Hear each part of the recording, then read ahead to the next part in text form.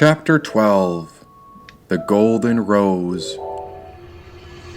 The electric energy at the magic studio created a buzz within my soul that started to heal some of my old stuff, and so I found the path back to my house along the marsh with those 24 necklaces. In one way, the past was the past, but this moment merged into it and became part of the future.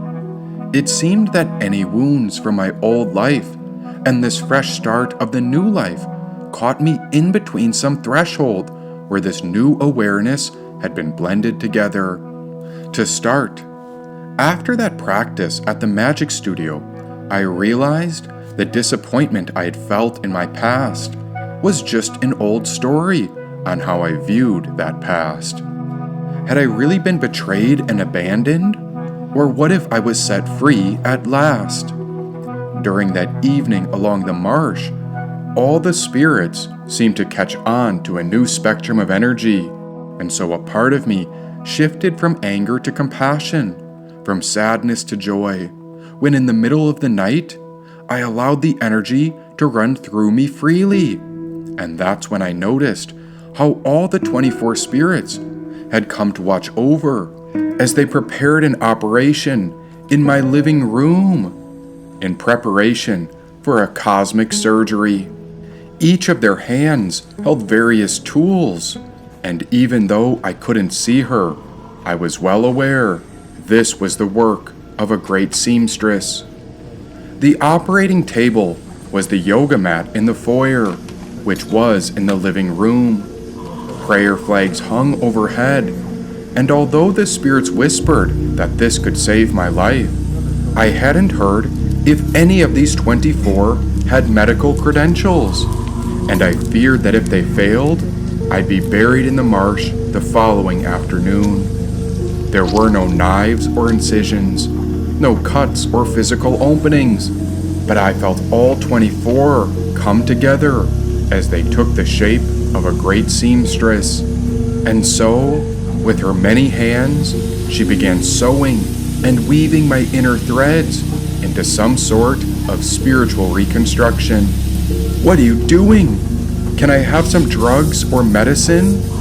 "I'm afraid not, but we can give you a hug," said one of the 24 spirits performing the cosmic surgery. "A hug, please, a hug? Please, any drug will do." Darling, the modern world is like anesthesia. People are so numb to the truth, and we used to offer a sort of cosmic ketamine for certain patients, as others partake in astral projection, as we do tend to operate when people are in altered states with magic mushrooms. And every so often, cannabis can be helpful when Mercury is in retrograde, said one of the 24. Now another spirit of the 24 chimed in. "How about you hold a crystal for moral support? Or have you tried forgiveness?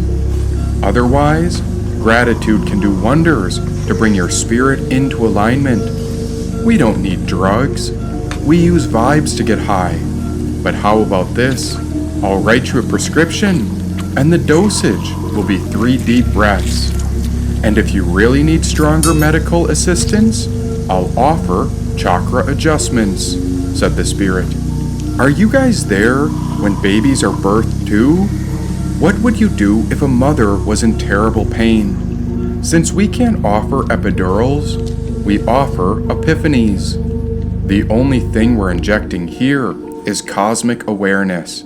And frankly, if you feel a slight pinch, it's just your ego dissolving.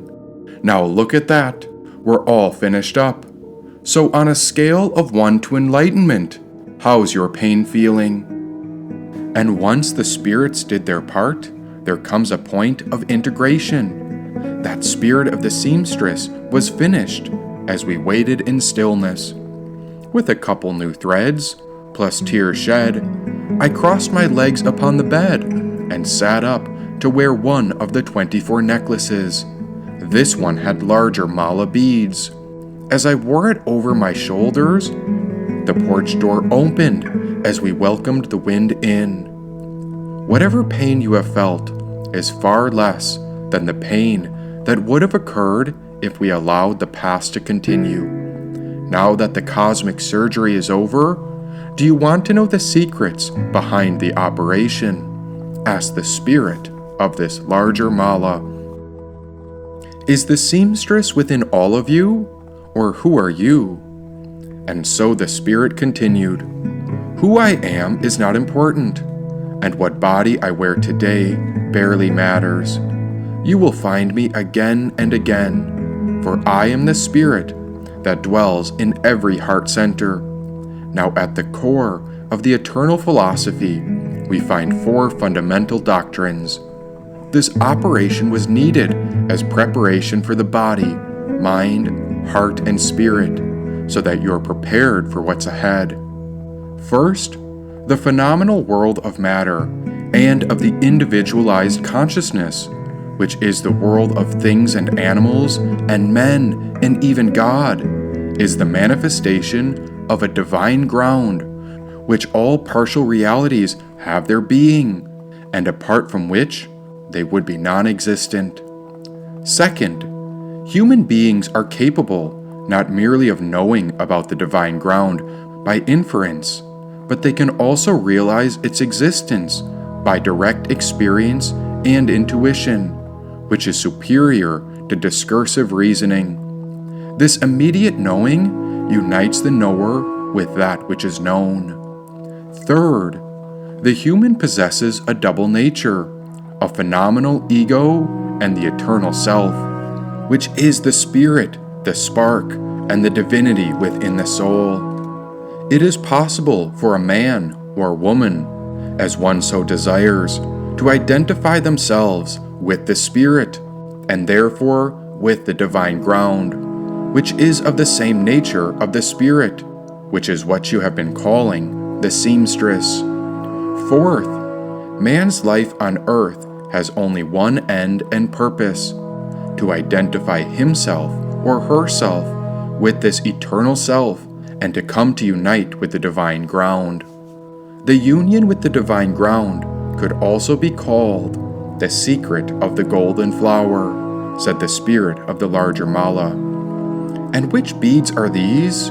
Which spirit are you? They call me Bodhi, which means wakefulness or enlightenment, but that's just a word concept. You must go beyond this. Wakefulness is just a fancy word to explain the reunion when nothing is separate. So let me ask you a question. If an artist was to make a flower, and the artist drew it upon a piece of paper, who is responsible for the creation? Do we give credit to the mind or to the finger? Said the spirit of the Bodhi. What do you mean, the mind or the finger? Is it the imagination that's responsible for drawing the flower on paper? Or is it the fingers which hold the pencil in hand? Who is it that's responsible for such an artistic expression? Asked the Bodhi spirit. It took a moment, but the hand and pencil are servants of the mind, and so I pointed to the imagination which would draw such a design. Yes, it is the mind that has the power to craft the secret of the golden flower, but yet it is also the mind which leads us into so much suffering. When you are thinking thoughts, you are only seeing your view, and so that is not the absolute truth, but rather it is a sort of inner projection. The truth of reality is present everywhere and in everything, and this truth has nothing to do with any label, word, or story that a person could think or construe. The mind can think the weather is good one day, and then the next day they call the weather bad. Yet the seasons give life to everything, and so the real truth is that the weather just is. You see, whatever we think is not what really is. The way we perceive something limits our view of the true nature of reality, and unless we tune the mind to become one with everything, if we are open, and if we don't limit the true essence, then we can be one with all of it. And this is the secret to the golden flower, said the Bodhi. Okay, but we're talking about a drawing. So let me ask, what happens when I feel pain? Why, just earlier, I was in a sort of cosmic surgery, and I felt some intense spiritual pain in the mind, which almost made me go a bit crazy. Is that just a story, or is that real? How can I manage my thoughts among such emotions and intensity? Allow the mind to become a witness, and so you just notice it. For example, if you feel pain, become aware of it and know that pain is just visiting. At first, we may need to label it and remind our mind that pain is visiting. But the more you sit with it, the more you become one with the awareness of it. And so the feeling passes because you are not separate from it. From the point of view of our awareness, we can take a step inward beyond the mind, and the mind may even go on about what it likes to think. But we can appreciate all of life as a grand flow of energy. And so many people know this as the divine current, or some call her Shakti, yet you call her a seamstress or a shapeshifter, but it's all the purest form of energy. Now, if we go back to the artist who draws a flower, let us examine what is happening here. There is an idea in the imagination which brings the flower forward onto paper. And so the same could be said with a seed that blossoms out in nature. Since you are human, and you could be the artist who creates such a drawing, might you pause and think? What if the flower's stem is too thick, or maybe too little, or are the petals too short? Well, that sort of thinking creates a bit of suffering, because your mind seeks a different version, rather than appreciating the drawing as it is. By judging and critiquing, you put a limit upon it. Such a thought creates a gap between the flower and the mind. And as we see, how such a gap leads us to overthink, which blocks us. It creates separation between the mind and what truly is. And so, when we look to nature, which is in harmony with how all things flow, we find there is a way to have the mind rest in purity, as it draws the flower to be in perfect union with it. And when this happens, you and the flower are in a flow state, which is not separate. We call it flow. A flow state is when the artist becomes one with what is, or when someone in a sport has no thought, as they are absorbed in the moment. Have you ever been so focused that you are perfectly centered? This is the flow, when the drawer's mind is one with the flower. There is a point where there is no mental fluctuation, judgment, or shame about the creation. An artist would call this a flow state. Others may call it a peak experience, but in a meditation, we call this enlightenment or wakefulness, which is the alignment of the Bodhi state. It occurs when you are absorbed in pure presence, as you are one with life, not separate from it. And so, that is why the cosmic surgery was needed. We had to assist with a bit of mental rewiring, said the spirit of the Bodhi. And so what you are saying is that truth is what it is, regardless of what my mind has to say about it. Then the true nature of reality doesn't depend on my thoughts. And yet, if I train my mind with a practice like meditation, I can become aligned with the pure nature of existence. We can see things just the way they are, beyond what we think about them. Because let's say you love someone dearly one day, and then the next day they leave you. The truth is that love is, and has always been, even if the mind cannot understand why the connection appears to be broken. In this case, we must remember that love is not in the giving or the receiving, but rather, love is the state of being. The mind could think of millions of thoughts trying to solve such a dilemma, but the truth is that the love you first found with that person is never lost, even if the mind has a lot to say about what may have happened. Examine any tree in nature. When things go right in our lives, the tree stands tall. And observe the same tree when things in our life go bad. The tree does not give up, cut itself, or fall. The tree remains just as it is, and so such a tree goes along with all of it. It doesn't accept or reject what is happening, but rather it reveals how it trusts life. Nature is aligned with the true nature of reality quite naturally, whereas the human mind is often connected to our own egoic stories. And so this relates back to the eternal philosophy and the four fundamental doctrines. Recall there is a phenomenal ego as well as our inner divine spark.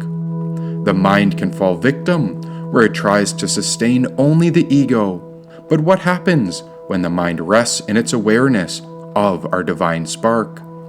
I like to think of this as two various characteristics. On one hand, we have a dark scribe of the ego, which is judgmental and critical. Then, on the other side, if we are aligned with the divine spark of creation, we become a scribe of enlightened action. This is a major difference in perspective. On one side, we are negative and selfish, trying to force the world to conform to our liking. But when we are open to everything, we begin to touch the purity and wholesome essence of creation. We have seen such great writers, poets, storytellers, and sermons come through enlightened action, and yet we have seen others fight wars with aggression as they rise through the dark scribe of ego. Still, when we witness the true nature of reality from enlightened action, we find a place to rest in our complete awareness and have appreciation of how everything goes together. This is how we become one with the true nature of reality, and so it is how we discover the secret of the golden flower, said the spirit of the Bodhi. That spiritual surgery really had done something profound within the mental threads of the mind. Why such enlightened actions make us feel free, whereas the dark scribe of the ego traps us completely. And so I reached to the necklace over my heart and held the Bodhi seeds. Pain is visiting. The divine is within us. Truth is not what I create, but rather the truth is and expresses itself through me out of love. Nature knows what it's doing. My body is merely a vehicle for such love that God has planted in this heart. May this mind rest in the awareness within, so that the spirit of love is centered and united with the divine spark. After that, what happened cannot be explained with simple words. The mind, body, and spirit fell in pure harmony when all the spirits and I witnessed how a golden flower sprouted on the edge of the marshland just under our balcony. Without thinking, we found our way to the mucky marsh, and with only moonlight and the stars looking over, we bowed to the dirt. Maybe the mind was curious, but there was no way to explain how this flower had been infused into the art of creation. Such magic and brilliance was disguised within this very moment, and who among us was willing to notice it? O Mother Rose, you have blessed us beyond what my mind could fathom. My life is your gift, and so I ask, how may I be in service to your creation? Devotion, said the golden flower. When I opened my eyes, I blinked in shock of the golden flower that blossomed through the dirt. Take this golden flower as a gift and bring it back to the magic studio, where you will offer it to your teacher, said the spirit of the golden flower. My body could barely move in the presence of such magic. Seated in what I call the silence, I discovered how the pure presence that some know as meditation builds a psychic bridge that allows us to become with the inner nectar of bliss. With the water at our feet, the old patterns of grief had transformed into grace, and with pure magic surrounding the 24 spirits, we understood that nature does not need words to explain. Rather, it remains one with everything. Every tree had grown into the spirit of meditation, along with every reed and each blade of grass. Each manifestation of the natural world existed in harmony with the truth of reality, and yet it seemed that it was humanity who had consumed so much, where we turned our world of earth into a wasteland. When we get out of our minds, which can be quite the task, we become a witness where we look out for our divine spark within, and from here we find that there is nothing nature lacks. Life simply is, and it always goes on, whereas the phenomenal ego wants what it wants, and the seed of immense desire creates the world's suffering. Yet this dark scribe traps so many egos in misery and selfishness, and what we think about the world is not all that it is. The way we perceive from our minds is only a reflection of how we as individuals have come to live. Yet the truth is here all around us, not something we create. And if we're lucky, we can become one with it. Now that's what I call magic. It's how we transform grief into grace.